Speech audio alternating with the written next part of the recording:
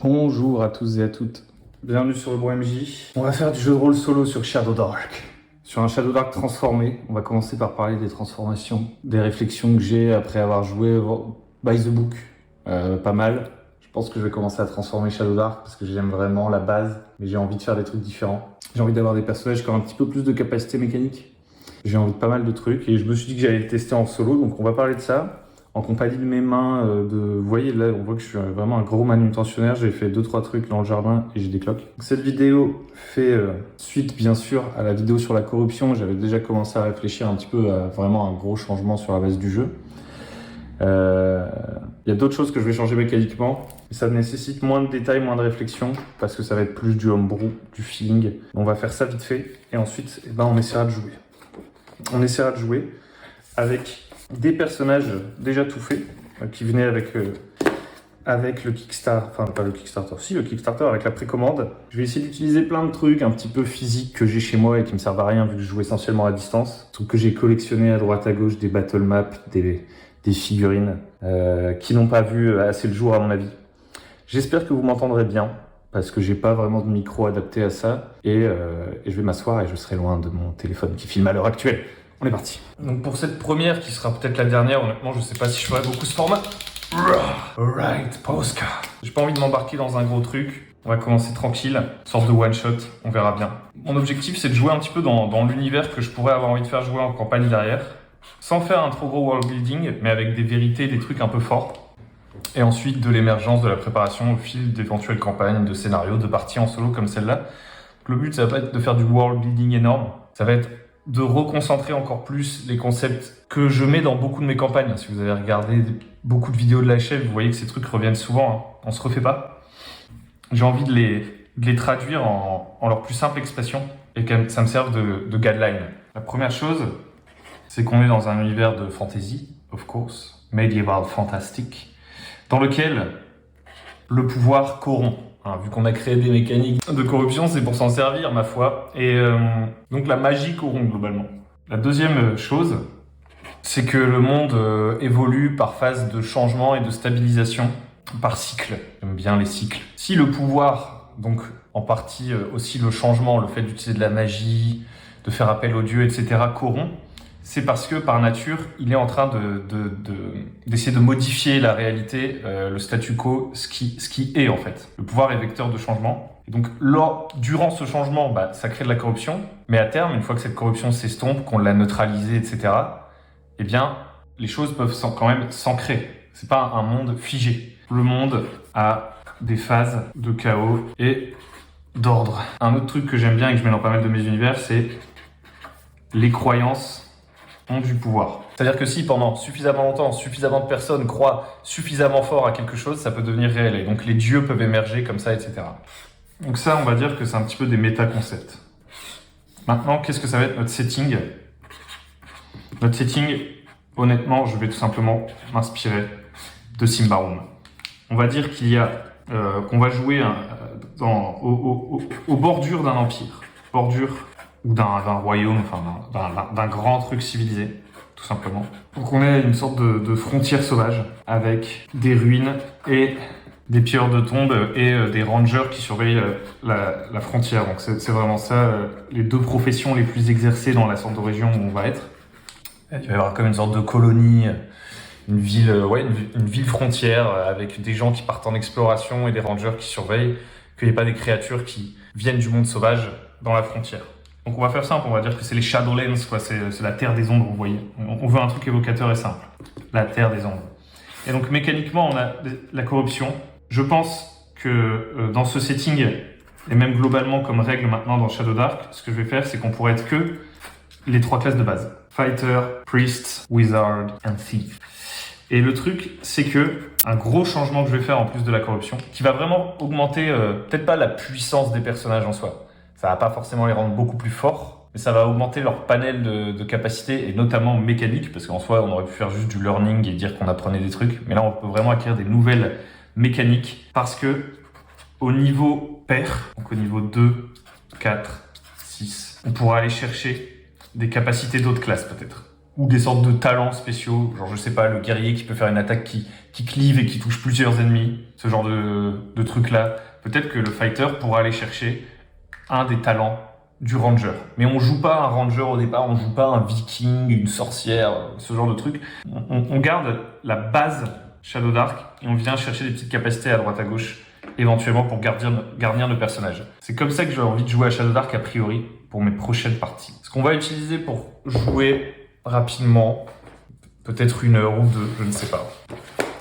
Ce sera le mythique Game Master Emulator dont je vous ai parlé. Alors je vais pas le suivre à la lettre, hein. Il y a 1 milliard de pages. Je vais mettre un petit marque-page au niveau des règles de base et des oracles. On s'en servira quand on en ressentira le besoin. Et bien sûr, on va jouer avec Shadow Dark et nos règles de corruption. On va commencer avec 3 personnages niveau 1. Je vous présente Gargesh, un humain magicien, sûrement en quête de pouvoir et c'est pour ça qu'il a décidé de partir dans les terres des ombres. Magicien niveau 1 qui a une bonne intelligence, une bonne constitution apparemment, pas beaucoup de sagesse. Il a un bâton et une dague. Il a pas mal de points de vie parce qu'il a une bonne constitution. Et il connaît quoi comme sort? Il connaît Detect Magic, Magic Missile, Missile et Sleep. Et il parle différentes langues, le reptilien, le sylvain, le tanian, le diabolique, le primordial, le commun. Et il a différents petits équipements. Ce sera notre magicien. On aura une guerrière, Tyria Dagos, écuyère, recherchée. Alors les déités, on s'en fiche un peu, on va dire qu'il y a le démiurge, un truc comme ça. Et elle a une épée bâtarde et une lance, un bouclier, une armure de cuir. Ah, elle a pas beaucoup de dextérité. Heureusement qu'elle a un bouclier. Est-ce que sa classe d'armure est calculée avec son bouclier là? Je pense. Et donc son arme privilégiée, c'est l'épée bâtarde. Et ensuite on a Calgor Lorwyn. Et Calgor Lorwyn, lui c'est un humain prêtre, un chercheur. Peut-être qu'il cherche des vieux trucs sacrés qui pourraient venir confirmer l'existence du démiurge et renforcer sa foi. Ou peut-être qu'il est là pour affronter des choses dans la terre des ombres, pour repousser des trucs maléfiques. Il a 3 sorts. Il a Cure Wounds, donc ça c'est bien. Il a Shield of Faith et Turn Undead, comme tous les prêtres. Il a une masse et il a une arbalète. Une petite arme à distance, ça nous sera bien utile. Et il a une bonne classe d'armure. Une bien meilleure classe d'armure que la guerrière. Très bien. Ce sera nos 3 personnages. J'ai aucune idée de leur histoire. Alors quand on fait du jeu de rôle solo, c'est soit on part avec des attentes, soit on part sans attente et on fait tout avec des tables aléatoires. Moi j'ai des attentes. Les mécaniques du jeu de rôle solo doivent venir challenger mes attentes. Quelles sont mes attentes? Telle est la question. Moi ce que j'ai envie c'est de jouer un petit dungeon crawl. Pas un truc énorme. J'ai aucune idée de comment je vais générer un dungeon crawl aléatoirement. Je pense que nos 3 compagnons se connaissent un petit peu. Ils viennent très certainement de quitter le poste frontière, le fort, un peu comme Fort Chardon dans Symbaroum. Comment on va l'appeler? On va l'appeler Pas de l'ombre. Pas de l'ombre. Et la région, c'est peut-être la région où on est, c'est peut-être les marches des ombres, un truc comme ça. On s'emmerde pas. Donc ça, c'est le fort. C'est le fort où ils sont installés, où il y a tous les gens téméraires, là, nos fameux rangers, nos fameux chasseurs de trésors. Et est-ce que ce sont des rangers ou des chasseurs de trésors? Sur un 1, 2, 3, ce sera des rangers qui sont plutôt là pour des missions spécifiques. 4, 5, 6, ils sont là à leur propre compte, entre guillemets. 6, donc ce sera des chasseurs de trésors. On va se prendre 2, 3 figurines qui ressemblent pas vraiment, mais c'est pas grave. Ici, ce sera notre magicien, donc Gargesh. Ici, ce sera notre guerrière, Tyria. Et ici, ce sera Calgor. La question brûlante, évidemment, c'est qu'est-ce qu'ils foutent dans la forêt? On sait qu'on va à un dungeon crawl, donc ils doivent très certainement se rendre vers un lieu où ils croiseront un lieu à un moment donné. Mais qu'est-ce qui les a amenés là? Pourquoi ils sont là? Je pense qu'ils sont dans les bois, ils sont pas encore aux 10 lieux. Est-ce qu'ils cherchent véritablement ce lieu? Ou est-ce qu'ils vont tomber dessus par hasard? On verra. Ce qui est sûr, c'est que ce sera une de mes attentes, donc que ça arrivera à un moment donné. Pour l'instant, je vais jeter un dé dans les actions, voir tout de suite dans quelle situation ils sont. 89. Supprimer. 49. Helpfully. 80. Reassurance. Qu'est-ce que ça pourrait vouloir raconter? Peut-être que finalement, je vais statuer sur le fait que c'est pas des chasseurs de trésors, vous voyez? Ça va être des rangers, en fait. Ça va être des rangers. Et ils sont venus aider une petite communauté, genre vraiment pas grand-chose, une petite communauté de bûcherons qui est un peu enfoncée dans les terres des ombres, à supprimer une menace, peut-être des animaux sauvages, qui les attaquent régulièrement. Supprimer la menace. On ne sait pas exactement ce que c'est. Je pense qu'ils arrivent à la communauté, là. Ils arrivent à la fameuse communauté, en fait. Ils savent pas encore exactement ce qu'ils vont devoir faire. Ils ont été appelés à l'aide. et leur hiérarchie les a envoyés au village. Est-ce qu'on a un nom de village, un truc qui pourrait nous être utile?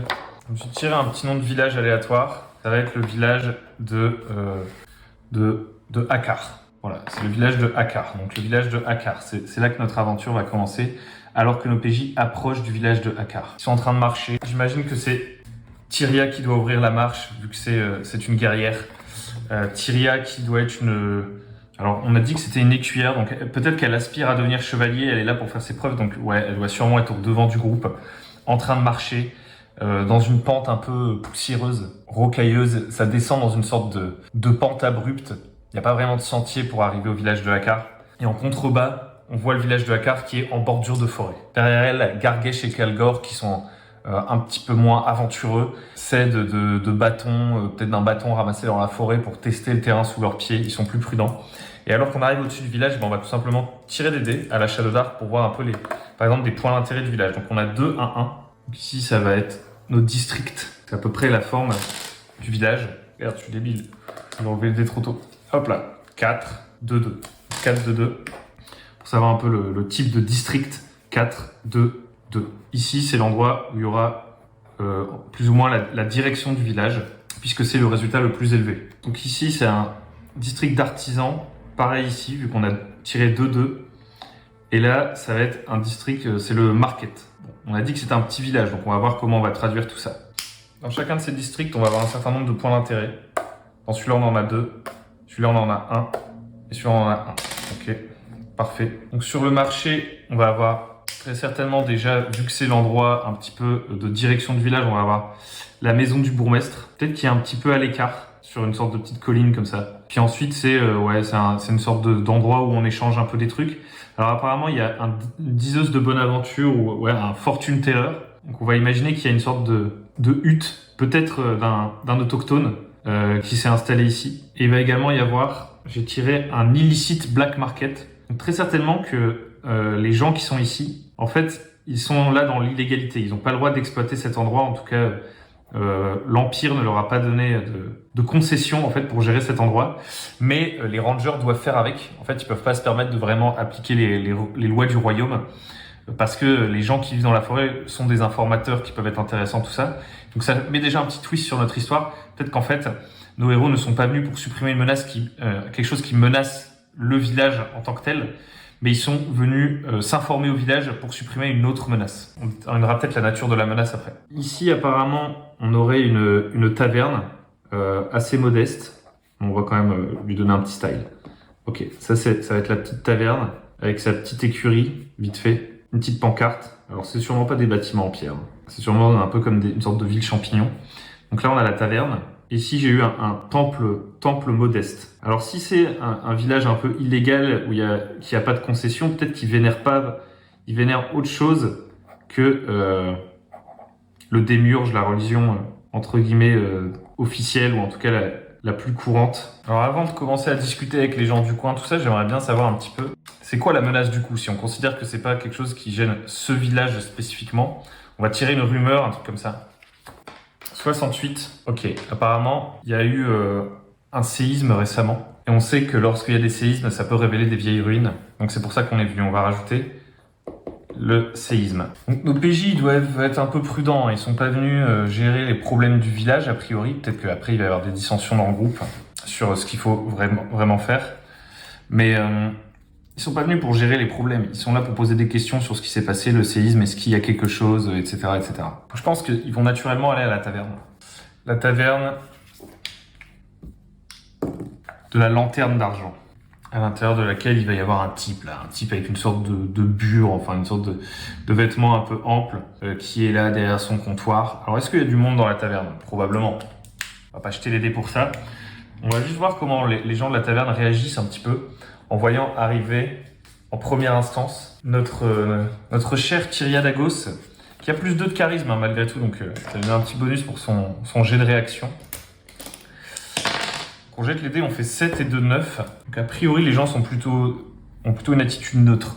Donc Tyria Dagos ouvre la porte de la taverne et d'une voix un petit peu, genre sûrement qu'elle essaie d'avoir cette posture un peu de futur chevalier, elle fait « Mesdames, messieurs », elle traverse, elle se dirige directement vers le tavernier qui reste concentrée sur sa cuisine, hein, probablement, qui lève les yeux en la voyant arriver. Et elle lui dit quelque chose comme « Donne-moi ton nom, mon brave, et quelque chose de chaud pour me remplir le gosier. » L'homme porte le nom de Hendrik, apparemment. Table aléatoire, hein. Et puis le plat, j'ai tiré aléatoirement, c'est de la turkey, donc c'est de la dinde, non? Sûrement qu'il y a un petit poulailler derrière la taverne et qui il va proposer ça. Donc pour l'instant, elle insiste pas trop, elle va s'installer, ses deux autres compagnons sont derrière elle, ils se mettent à table. Et j'imagine qu'ils doivent discuter un petit peu de la marche à suivre. L'ambiance est pour l'instant plutôt calme.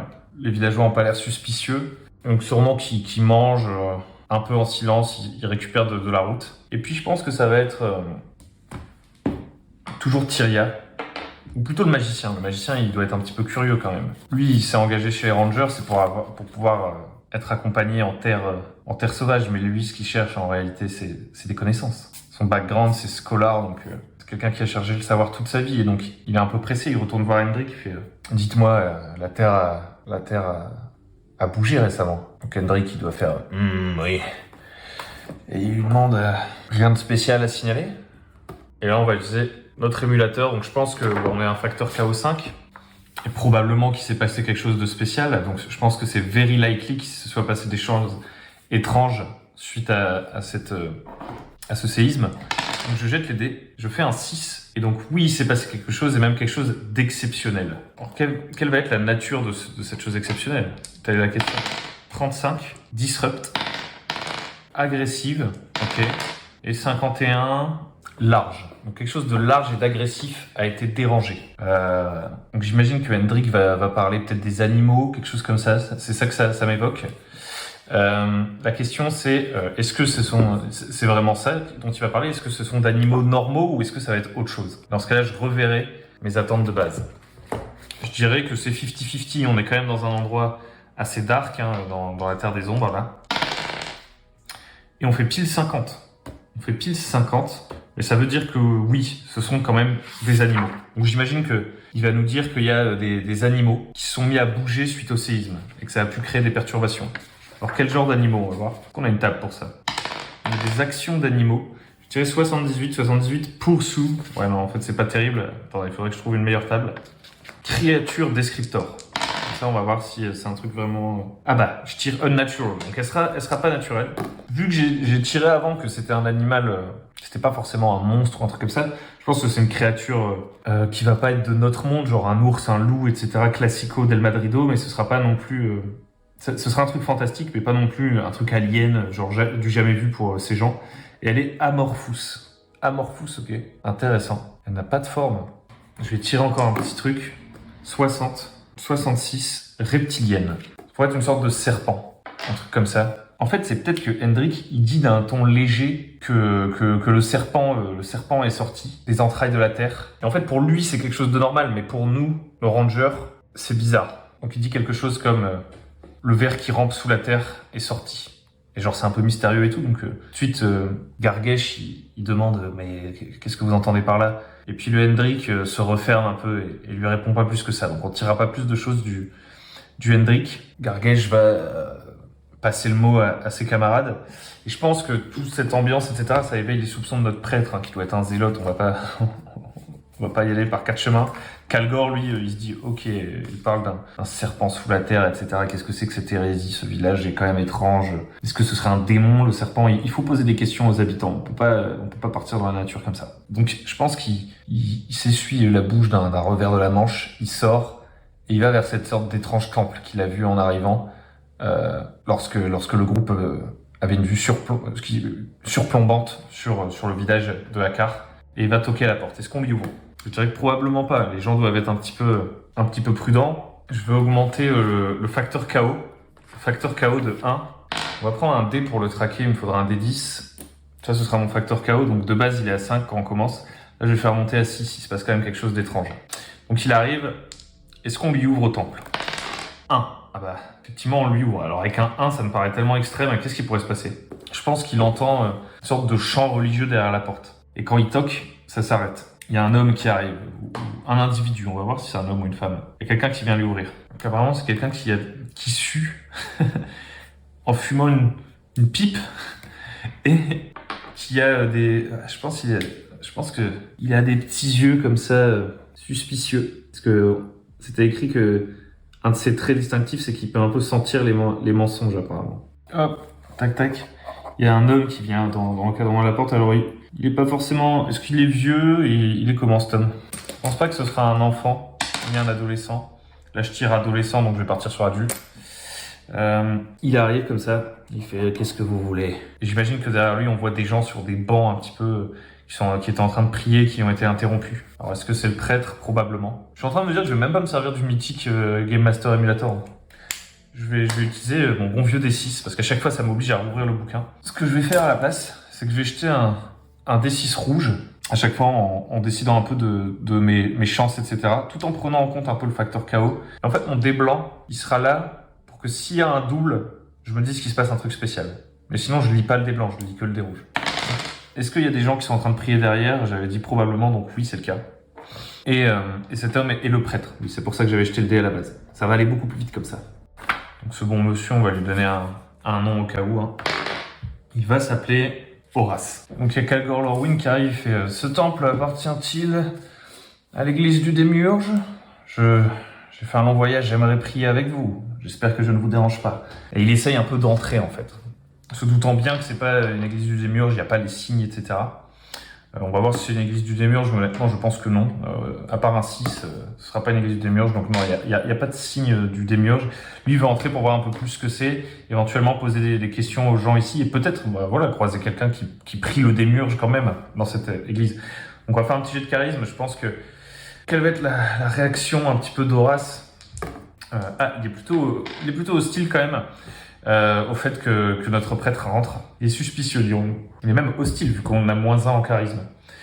Et donc je pense que ça va être très difficile de réussir à rentrer, mais il va quand même insister un petit peu. Non, il fallait faire 18+. Donc Horace, il fait « Veuillez rester dehors, cette église n'appartient pas au Démiurge. » Et nous étions en plein rituel, comme je vous l'ai dit. Prenez patience, nous aurons le temps de discuter plus tard. Donc là, je pense que Calgor, ça le fait un peu monter dans les tours. Ça peut très vite le faire monter dans les tours. Mais il y a les deux autres qui sont à l'extérieur, ils font laisse les Calgor, on le discutera avec eux plus tard. Allons voir s'il y a quelqu'un qui dirige ce village à qui on pourrait poser des questions. Horace, y a-t-il un bourgmestre, quelque chose de ce genre? Je pense que c'est vraiment une chance sur 2. Oui, il y a un bourgmestre. Il fait effectivement grimper sur la colline là-bas en pointant ce quartier-ci et aller parler à Balven. Balven est le patriarche de notre communauté. Donc 3 et 1. Avec ce petit truc-là, paf. Ok, frail.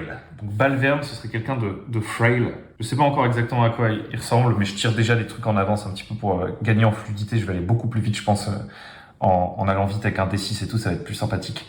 Et donc il monte vers la colline, il y a la maison, j'imagine qu'il doit pas être dans un état éclatant, quoi. C'est une maison en bois, un peu comme les autres, peut-être un peu améliorée.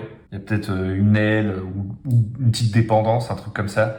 Il grimpe comme ça, il y a des gens avec des yeux caves là, qui les regardent un peu d'un regard mauvais vu qu'ils ont perturbé le rituel. Ils montent et ils vont chez Balverne, parce que Balverne est chez lui. Donc ils sonnent la petite cloche sur le pas de la porte de Balverne, ils font « Monsieur le bourgmestre », ils doivent entendre quelques pas à l'intérieur et puis Balverne doit apparaître. On a dit que Balverne c'est quelqu'un d'assez frêle, apparemment. J'imagine bien avec une petite queue de cheval comme ça. Bon, il a l'air très méchant comme ça, mais on va voir un petit peu sa réaction à lui aussi.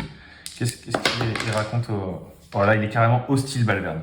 Donc quand ils arrivent, ils sonnent, le bourgmestre arrive, le regard mauvais, il fait « Qu'est-ce qui vous a dit de venir ici? Qui êtes-vous? Qu'est-ce que vous venez faire à Akar? On n'est pas des chiens des rangers ici. On est dans une communauté libre. Partez maintenant. » Il a tout de suite des sortes de préjugés, donc on va voir si on peut parler un peu avec. Si on peut pas, ce sera sûrement la dernière chance de tirer un peu vraiment des conclusions dans ce village. On verra si nos personnages décident de rester au village pour enquêter sur le village, ce qui serait plutôt Calgor, hein, ou alors de partir plutôt dans la nature, dans la forêt, voir ce qu'il y a. Donc on essaie de le convaincre, ça va être très difficile. 15. Alors je pense que c'est Tyria qui parle. Elle fait je suis certes ranger, mais je suis avant tout aspirante chevalier. Et nous avons entendu qu'il y avait un problème, on voudrait rendre service. Malheureusement, avec +2 et 15, c'est un échec. Donc Balverne fait « On n'a pas besoin d'aide ici, on s'occupe très bien de nous. Rentrez chez vous et arrêtez de vous préoccuper des affaires des autres. Vous les rangers, vous feriez mieux de déguerpir. » Nous vivons ici depuis avant votre arrivée. Votre intérêt soudain pour la forêt crée le trouble. Nous n'avons pas besoin de vous. On se fait à nouveau mettre à la porte. Alors, je pense que y a une chance sur deux. C'est un peu particulier parce que si je jouais avec un seul personnage, vous voyez, je prendrais toutes les décisions pour mon personnage. Mais là, je joue avec 3 personnages, donc j'ai presque envie de tirer au hasard un petit peu leurs réactions en pondérant moi-même. Je pense qu'il y a quand même une chance sur 3 que Kalgor il mette la main en travers de la porte et qu'il en ait marre. Mais non. Je pense que Kalgor commence à serrer les poings, à vouloir avancer, mais les autres le retiennent. Kalgor, on verra plus tard. On ferait mieux d'aller faire un tour dans les bois. On reviendra ici ce soir. Et c'est ce qu'ils vont faire, ils vont partir dans la forêt. Ils vont partir dans la forêt. Alors, a priori, ils vont sûrement découvrir des traces de quelque chose. Je vais pas faire un jet pour savoir si oui ou non ils trouvent quelque chose, sinon on n'avance pas. Plutôt pour savoir s'ils trouvent ce qu'ils cherchent en fait. Donc est-ce qu'ils vont trouver des traces d'un serpent ou des traces du séisme immédiatement, ou ils vont tomber sur autre chose? Je pense qu'il y a 4 chances sur 6 pour qu'ils trouvent des traces effectivement de quelque chose de reptilien qui ferait penser à ce qu'a raconté Hendrik. Et effectivement, c'est ce qui arrive. Ils partent dans la forêt et ils tombent sur les traces de ce que Hendrik a appelé le ver sous la terre. Donc ils découvrent des traces du ver. À quel point les traces du ver sont grandes. Ça a l'air d'être quelque chose de très très gros. Donc effectivement, ils voient comme un endroit où toute la végétation a été aplatie par le passage de quelque chose de sinueux. Et ils vont très certainement suivre ces traces. Et sur quoi vont-ils tomber? Alors a priori, je dirais qu'ils vont tomber sur une ruine, un truc comme ça. Mais je vais jeter un D6 pour venir mettre un petit peu de chaos là-dedans. Et je pense que sur un 5-6, ça va être quelque chose de complètement différent. Ça va défier mes attentes. Apparemment, non. Donc ils arrivent bel et bien devant la ruine. Alors quel genre de ruine c'est? Je vais tirer un point d'intérêt. Dans tous les cas, ce sera une ruine, mais ça va m'informer un peu sur le genre de ruine a priori. 18, un ancien dolmen. Donc ils suivent les traces du serpent. Et là, ils aperçoivent le dolmen. Alors qu'on arrive au dolmen, je me rends compte que voilà, c'est tellement plus fluide pour moi de gérer ça avec des D6 et tout qu'on va vraiment se passer du Mythic GM Emulator. J'ai eu le temps de réfléchir même à comment j'allais faire l'exploration du donjon vite fait. Alors, je vais tirer des difficultés un peu à la Index Card RPG pour voir si mon groupe de personnages est assez prudent, tout simplement.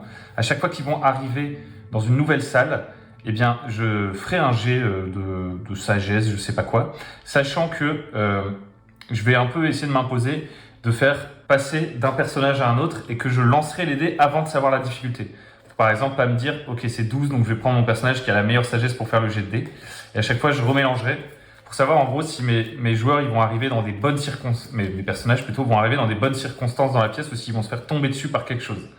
Donc ça va être un peu ma difficulté. Ici, ça va être ma progression de donjon. Je me suis dit, donc là c'est un jeu de cartes classique avec des rois, des reines et des machins, que le donjon, il pouvait être hyper long, le but c'est pas forcément de le terminer, et qu'en gros je tirais des cartes et que je trouverais quelque chose d'intéressant plutôt. En fait je me dis que le donjon peut être plus ou moins infini. Ça m'intéresse pas de savoir quand est-ce que je suis arrivé au bout du donjon. Par contre, est-ce que je trouve quelque chose de vraiment important, de vraiment game changer? Il faut que je tire un roi, un valet ou une reine. Pour ce qui est de l'aléa, je vais continuer avec mes 2d6. À chaque fois que je me pose un peu une question, on D6 en estimant une chance. Et si je fais un double, il se passe un truc vraiment spécial. Ensuite, je devrais sûrement pouvoir me débrouiller avec mon Shadow Dark. Et en soutien, eh ben, je vais prendre mes cartes Musée Oracle qui, mine de rien, vont m'aider à trouver justement mes descripteurs, etc. Je pense que des cartes, c'est beaucoup plus pratique parce que là, je jongle entre différents livres et voilà, j'ai de la place, mais c'est un peu galère parce que j'essaie de mettre dans le champ de la caméra, c'est bordélique. Donc avec des cartes, ce sera plus simple. Donc j'imagine que la terre s'est effondrée au pied du dolmen. On peut penser que le serpent est rentré, que c'est ça qui a provoqué le séisme, ou alors qu'il est sorti. Ça, on ne sait pas. Peu importe, nos personnages décident de s'y rendre. Ils vont allumer leurs torches. Alors, je ne vais pas faire de tracking en temps réel des torches comme le propose Shadow Dark, mais on va quand même se servir de torches. Donc, on va se faire un petit dé d'usure, quelque chose comme ça. On va se faire un petit dé d'usure, un petit dé 8, qu'à chaque round un peu de crawling, on utilisera. Peut-être que pour le côté faire le jet de sagesse, là, quand on arrive quelque part, on va mettre un ordre d'initiative. Je vais tirer à chacun leur initiative avec leur dextérité. Donc Kalgor, 4 avec plus 2, ça fait 6, c'est pas terrible. Tyria, 1, bon, on laisse tomber. Et décidément, j'espère que je ferai des meilleurs jets de dés après. Donc dans l'ordre, on va avoir Kalgor à chaque fois, puis Gargesh, puis Tyria. C'est ça rotation. Donc Kalgor, il est déterminé, hein, c'est notre prêtre. Il met les pieds le premier, la torche à la main, à l'intérieur de la ruine. Devant nous, j'imagine un tunnel. Si ça vient de s'effondrer, est-ce que c'est plutôt quelque chose type ruine ou est-ce que c'est juste le tunnel du serpent, c'est lui qui l'a creusé? Une chance sur deux, on est plutôt sur de la ruine. Donc on arrive tout de suite sur quelque chose. En fait, sous ce dolmen, il y a une structure. J'imagine un escalier, quelque chose comme ça. Donc ça va être un escalier en colimaçon. Je vais tirer un petit mot de thème pour donner du style à ça. Alors là, j'ai un gros monstre. J'ai éternité, grief, inquisition, ligne. Ligne, c'est pas mal, c'est une forme. Nuit, in extremis, bambou, lexique. Il y a plein de choses. Est-ce qu'il y a un truc genre un feeling, quoi? Apparence en pagne, ricanant. Déjà, il y a le vent qui s'engouffre. On a le mot horrible. Est-ce qu'il pourrait pas y avoir des sortes de... Alors qu'il descend les escaliers comme ça avec sa torche, il pourrait pas y avoir des sortes de gravures qui représentent des humanoïdes difformes? Comme on a une histoire de geôle et d'inquisition, on pourrait avoir l'impression, de prime abord, que c'est l'endroit où les inquisiteurs d'un ancien empire, d'une ancienne civilisation, auraient enfermé des créatures. Ils auraient enfermé des créatures.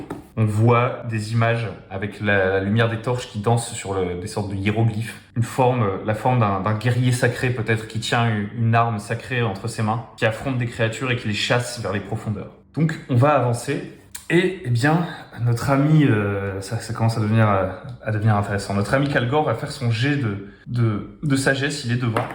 Donc je change un peu mes règles évidemment. Dans de l'OSR, moi je saurais ce qu'il y a. Enfin, dans une campagne classique, je saurais ce qu'il y a, je ne demanderai pas par défaut un jet de sagesse.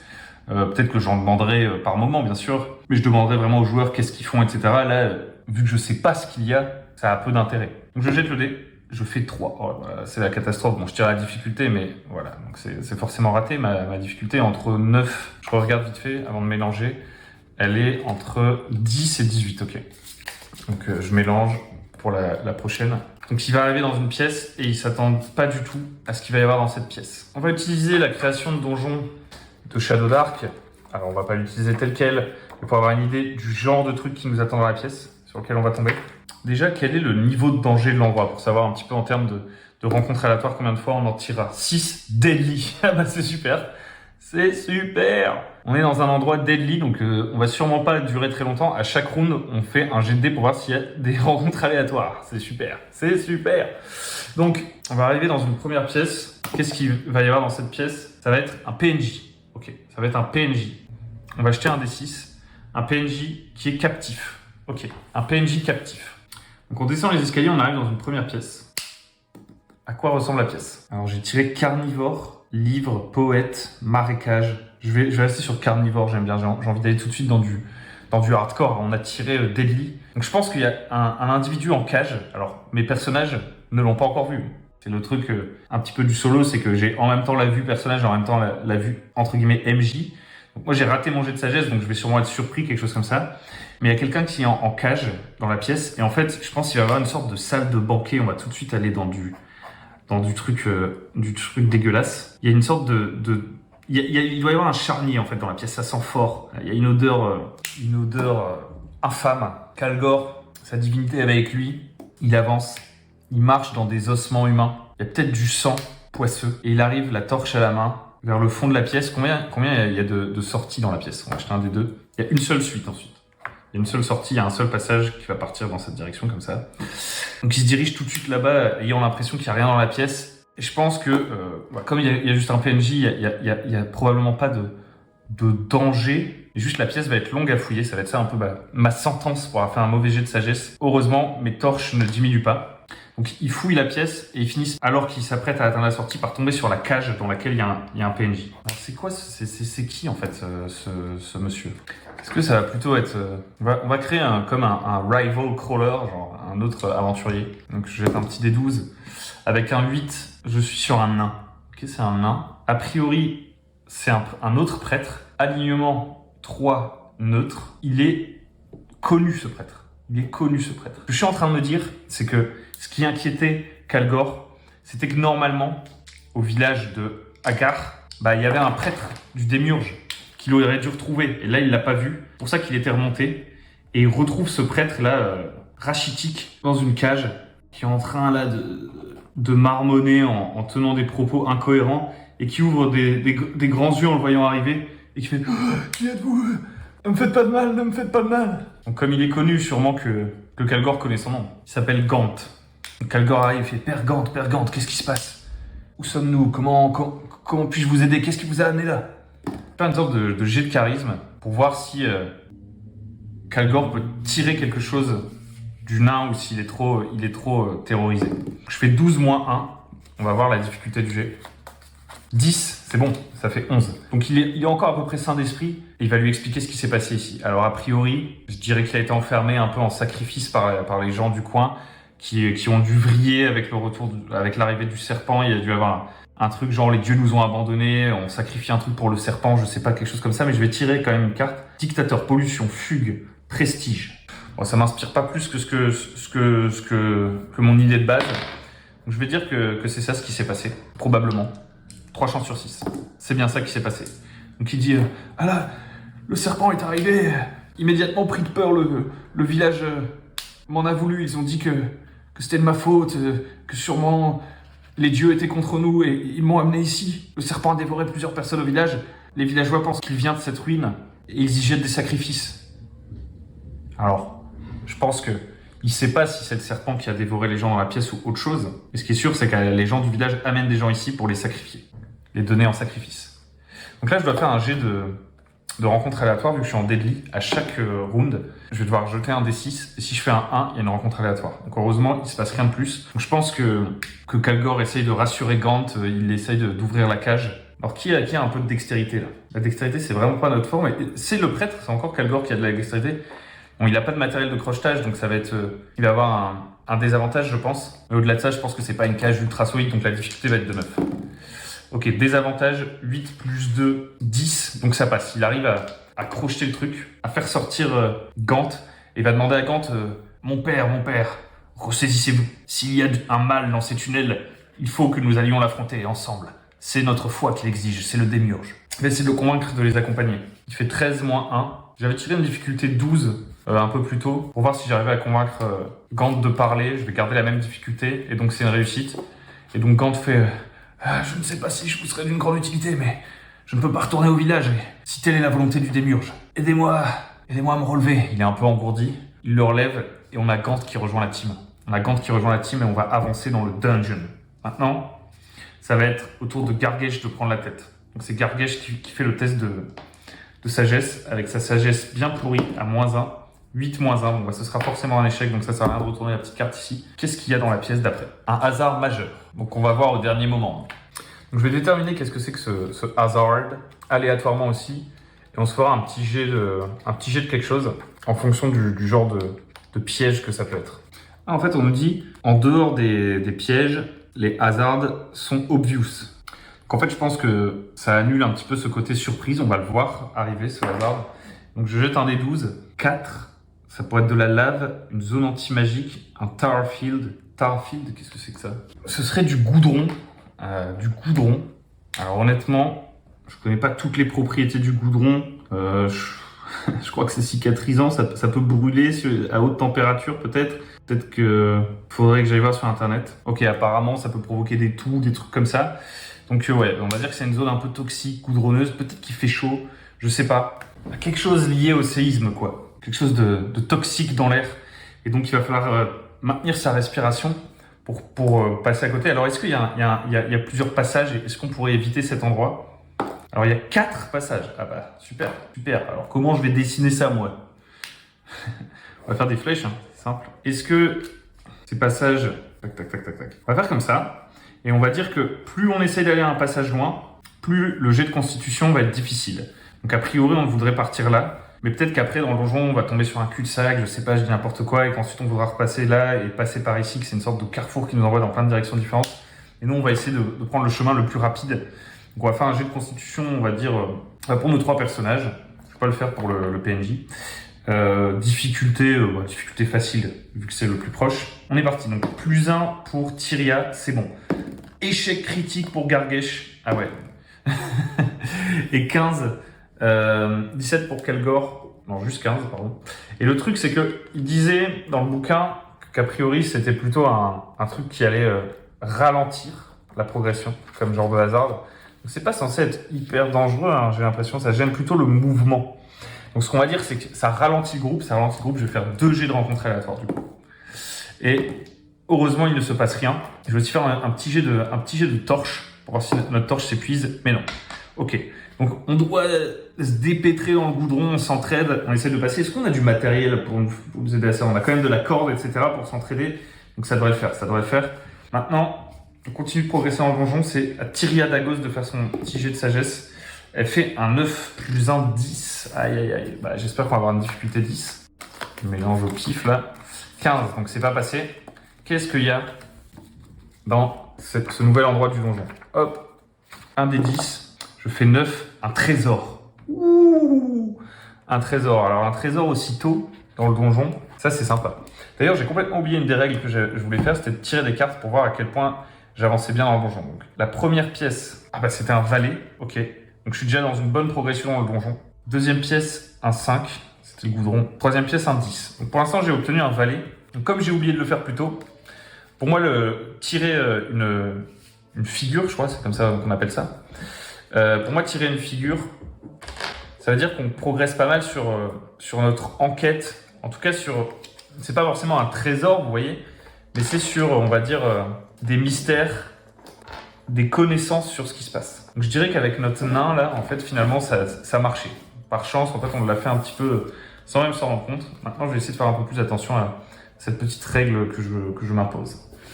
Mais là on va tomber sur un trésor. Alors est-ce que ce trésor il est surveillé? Est-ce qu'il y a un danger quelconque, quelque chose comme ça? A priori non. Donc on arrive dans une pièce où il pourrait y avoir un trésor. À quoi peut ressembler cette pièce? Je vais tirer une autre carte. Abbaye. Ok. Donc si c'était une sorte de temple d'inquisiteur, je sais pas quoi, d'une ancienne époque, peut-être qu'ils avaient une sorte de temple dans leur souterrain. Enfin, on a dit que c'était une prison plutôt, mais là, on a une petite scène de culte. Donc j'imagine bien un truc avec je sais plus comment on appelle ça, mais des colonnes murales quoi. Enfin, il n'y a pas un plafond tenu par des colonnes. Littéralement, c'est pas une très grande pièce, mais il y a comme des colonnes qui soutiennent les coins de la pièce, un peu ornementées. Est-ce qu'il y a un thème là-dedans qui ressort? On a des inscriptions, fondation, haine, jugement. Il y a peut-être une statue aussi, une statue d'une sorte de prêtre pudique. Donc c'est peut-être une statue d'une sorte de prêtre qui a un voile devant le visage, quelque chose un peu de creepy comme ça. Et le trésor, ça pourrait être un bouquin. Là, j'ai chroniqueur, donc je vais tirer un parchemin, un truc comme ça. Et les personnages se mettent à fouiller la pièce à la recherche de quelque chose. Comme ils prennent le temps de fouiller la pièce, je vais sûrement retirer encore une fois la torche et rencontre aléatoire. Ils ont de la chance, hein. Pour l'instant, ils ne tombent pas sur des dangers. On va se tirer un petit loot. Je vais pas tirer un livre, je vais mettre plus de hasard pour la partie loot. On va voir ce qu'il y a. Je vais mettre des trésors de niveau 0 à 3, hein. Je fais pas de dinguerie. 12. Donc il y a une dague, une vieille dague, peut-être sacrificielle, on ne sait pas trop. Ça ne doit pas valoir grand-chose, je ne vais même pas me préoccuper de la ramasser. Mais voilà, on fouille la pièce. Il n'y a pas de rencontre aléatoire. La torche est toujours OK. Est-ce qu'on découvre quelque chose sur le lieu de plus? Je pense pas, je pense que c'est très ancien. Combien il y a de sorties à cette pièce? 2. Alors je pense qu'on va essayer de se faire une structure un petit peu, on va pas commencer à trop s'étendre, donc il y en aura sûrement une qui va retourner sur nos pas vers un autre endroit. Et sinon on peut aller dans cette direction. Je pense que on va partir tout droit. Donc on repart sur Kalgor. On sait pas la difficulté du jet de sagesse. On fait un 8 plus 2, 10. Et c'était une difficulté 12. Est-ce qu'on va tomber dans une embuscade? Donc on a un hasard mineur là. Et je vais tirer 2 dés et on a un boss. Voilà. J'ai envie de me mettre dans la sauce. C'est une partie solo, donc je m'en fous. Je fais ce que je veux. Donc déjà, il y a un hasard mineur. On va tout de suite déterminer ce que c'est. Il y a un magnetic field. Je pense qu'il y a un mur avec un aimant. Oh là là. Oh, le design de salle là, c'est stylé. Vous voyez ce qui est assez cool dans le jeu de rôle solo, c'est que ça peut vous donner des idées pour vos futurs donjons aussi, avec tous ces enchaînements, etc. Et comme vous êtes un peu en immersion, que vous jouez le truc, il y a une sorte de profondeur supplémentaire, on est moins dans le fonctionnel. Parce que des fois, quand vous utilisez des tables aléatoires pour créer un donjon comme ça, on est un peu dans le fonctionnel, on n'arrive pas à s'immerger dans notre donjon. On est un peu plus en galère, alors que là, vu je raconte un peu une histoire en même temps, bah, finalement, il y a des trucs cool qui me viennent en tête, on va dire. Qu'en fait, il y a un mur magnétique et il y a des squelettes, donc peut-être des prisonniers de la prison souterraine, là, vu qu'on a l'impression que c'est ça la fonction de l'endroit. Ils ont un collier métallique et avec le champ magnétique, bah, il n'y a pas besoin de chaînes, etc. pour les accrocher au mur. Spang, ils sont collés comme ça. Donc les joueurs, tout de suite, enfin les personnages, ils sentent leur équipement qui est attiré, etc. Donc ils s'en rendent compte assez vite, je pense, de ça, vu que on a dit qu'un hasard, c'est facile à repérer. Donc à moins qu'ils s'enfoncent vraiment dans la pièce, ils vont pas se retrouver à galérer avec ce mur métallique qui les attire. Mais ils sentent le champ magnétique. Par contre, il y a un boss qui leur tombe dessus apparemment. Le jet de sagesse s'est raté. Alors je vais tirer aussi ma petite carte comme ça là. Donc il y a rien de très très intéressant pour la suite du donjon. Mais qu'est-ce que ça va être ce boss? Qu'est-ce que ça va être? J'ai aucune idée de la nature du boss. Ce qu'on va faire, c'est que on va tirer carrément dans une full table aléatoire. Pour l'instant, on n'a aucune idée vraiment de ce qui habite cet endroit. Donc petit à petit, peut-être que j'essaierai de garder une sorte de cohérence thématique et tout. Pour l'instant, je ne sais vraiment pas le genre de créature qui peut être tapie là-dedans. Donc je vais aller sur quelque chose type ruine là. On va acheter un dessin. Alors dans tous les cas, ce sera un boss. Si je tombe sur des gobelins, ça va pas aller, mais dans ce cas, ce sera un boss gobelin. Donc je fais 77, a priori un Ettercarp. Donc Ettercarp spins web cocoons around its still living prey. Ok. C'est cool ça. Donc Ettercarp, c'est cette sorte d'humanoïde araignée là. Donc je vais juste partir sur une grosse araignée. Je vais pas partir sur un Ettercarp. Alors qu'est-ce qu'on a comme spiders?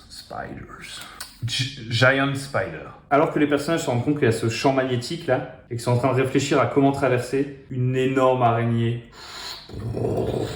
qui est en train d'arriver derrière eux. Et de toute évidence, ils se font prendre par surprise. Alors on va prendre, c'est parti. Une pièce là pour représenter notre ami nain là qui aura un point de vie, qui pourra pas faire grand chose. L'énorme araignée jaillit de derrière eux. Attaque surprise. Roll for initiative. Alors moi, je vais pas faire vraiment d'initiative, surtout qu'il y a qu'un adversaire, donc je vais juste jeter un dé à chaque fois pour voir si c'est les joueurs qui jouent d'abord ou la créature qui joue d'abord, et je vais renouveler l'initiative à chaque round comme ça. J'aime bien ce petit côté mortel et volatile. Et de toute façon, l'araignée arrive par surprise au premier round. Donc qui était derrière? Si c'est Kalgor qui a fait le dernier jet, donc je vais partir du principe que basiquement Tyria était derrière, donc elle fermait la marche, alors qu'ils sont en train de s'encorder, etc. pour traverser la pièce. Elle se fait sauter dessus par surprise. Combien est-ce qu'elle a de classe d'armure? 12. Avec une attaque à plus 3. Donc 7 plus 3, 10. Ça fait 1 des 4 de dégâts plus du poison. Sauf que j'ai 12 de classe d'armure. Donc, mais je pense qu'elle devrait m'attaquer avec un avantage parce qu'elle me prend par surprise en fait. Et donc, elle me touche avec un 16. Hop, 1 des 4. 1 point de dégâts seulement. Mais il y a un poison qui est injecté, immédiatement. Difficulté 12 pour résister avec la constitution. 15, c'est bon. Donc, Tyria sent un truc qui vient se planter dans son dos, qui vient la chatouiller un petit peu, mais son armure de cuir la préserve. Elle se retourne et elle voit l'énorme araignée. C'est parti pour le fight. Donc, initiative, mes personnages jouent en premier. Alors, je me suis pas fait un boss de malade non plus. C'est juste une araignée géante, même si la figurine laisse présager qu'il n'y a aucune chance de victoire. J'ai juste pris un profil d'araignée géante classique, c'est quand même niveau 3, donc ça peut tuer quelqu'un. Donc mes personnages jouent en premier, je pense que Kalgor, immédiatement, il incante le Shield of Face, donc c'est sur lui-même. Il réussit son jet, il prend un point de corruption, on rappelle les règles de corruption. D'ailleurs, j'ai pas déterminé le niveau de corruption de mes personnages. Je vous renvoie à la petite vidéo de règles maison sur la corruption que je me suis faite. Donc c'est simple, 4d2, donc 1, 2, 2, 1. Donc ça fait 6, 6 plus 3, Kalgor il a un seuil de corruption à 9. Je fais les autres rapidement. Pareil pour Gargesh, donc c'est vraiment la moyenne, 9 c'est la moyenne avec la règle que j'ai créée. Et pareil pour Tyria, 9, très bien. Donc il incante, il réussit son sort, mais du coup il prend un point de corruption. Donc ce que ça fait ce sort, c'est que pendant 5 rounds, il a plus 2 de classe d'armure. Je doute que le combat dure plus de 5 rounds, donc je vais pas me le noter. Mais par contre, je sais que Kalgor a le Shield of Face. Derrière, Gargesh, il va incanter Magic Missile. Donc il a un avantage pour lancer ce sort, c'est ça qui est bien. Paf, heureusement qu'il a un avantage. Donc 15 c'est bon, donc il prend pareil un point de corruption. Il incante Magic Missile, ça fait 1 des 4 points de dégâts. 4, nickel. 4, c'est parfait. Donc l'araignée a 9 points de vie. L'araignée a 13 points de vie, donc je me souviens qu'elle a plus que 9 points de vie. Derrière Tyria, elle dégaine son bouclier, elle prend son Ou alors elle prend son épée bâtarde à deux mains, elle en a rien à foutre. Elle en a rien à foutre, elle jette son bouclier par terre, elle prend son épée à deux mains pour essayer de trancher dans l'arc de la créature immédiatement. Elle a pas trop aimé se faire attaquer par la créature. Elle fait un 16. Eh ben j'ai de la chance. 16 plus 5. Elle a plus 5 pour toucher en plus. Balèze. Ah ouais, elle a un plus 3 en force. J'avais pas vu. Ok, truc de ouf. Et bah du coup, elle fait 1 des 10 plus 1 de dégâts. Si ça tombe, ce entre guillemets boss va mourir. Et bah c'est ça en fait. C'est juste ça. Donc elle arrive comme ça. Et elle découpe l'énorme araignée qui était tombée. Écoutez, ça s'est plutôt très bien passé ce petit combat. C'était une belle manière de finir ce petit épisode. Je sais pas si je ferai une suite. Je laisse ça comme ça, peut-être ce soir. Honnêtement, là, je tourne dans l'après-midi, que j'essaierai de continuer un petit peu. En tout cas, c'était rigolo. Ça vous a donné une idée de comment il peut être très facile de tester un peu, de jouer en solo du jeu de rôle. En plus, ça vous met un peu dans cette position sympa de vous mettre à la place d'un joueur, en fait, qui même avec des connaissances méta que n'aurait pas le joueur, doit prendre des décisions par rapport à son personnage, mais en même temps de repasser en mode MJ. Vous testez le système de votre jeu. Vous pouvez avoir un système, vous voyez, de solo comme Mythic Game Master Emulator. Moi, honnêtement, ça me semblait beaucoup trop lourd pour ce que j'avais envie de faire, avec toutes les tables aléatoires que j'ai déjà dans Shadow Dark, tout ça. Et puis, tout simplement, le fait que, de base, j'adore lancer des dés, même dans mes parties de jeu de rôle normales. Donc, j'ai pas forcément besoin d'un système de règles qui vient émuler un MJ. J'arrive assez facilement à jongler entre les deux positions comme ça. On peut s'inventer ses propres petites règles rapidement et se faire des petites aventures. C'est assez cool de tester un système comme ça à l'avance pour voir si pour vous c'est simple. Pour moi, c'est forcément très très simple puisque de base, j'ai déjà beaucoup joué à Shadow Dark de 1. Et en plus, Shadow Dark c'est très très simple. Mais si vous avez un jeu plus compliqué, vous voulez tester un petit peu les mécaniques, vous créez un personnage, vous jouez un petit truc vite fait, vous n'êtes même pas obligé de faire des trucs aléatoires, vous mettez dans une situation de combat, vous faites le gamin avec vos figurines, vous testez le truc. En tout cas, j'espère que ça vous a plu. N'hésitez pas à liker, à venir sur Tipeee pour soutenir si vous aimez tout ce qui se fait sur la chaîne. Moi, je vous dis à très bientôt, peut-être pour un truc comme ça, ou pour n'importe quoi d'autre à propos du jeu de rôle. Merci de m'avoir écouté et bonne journée.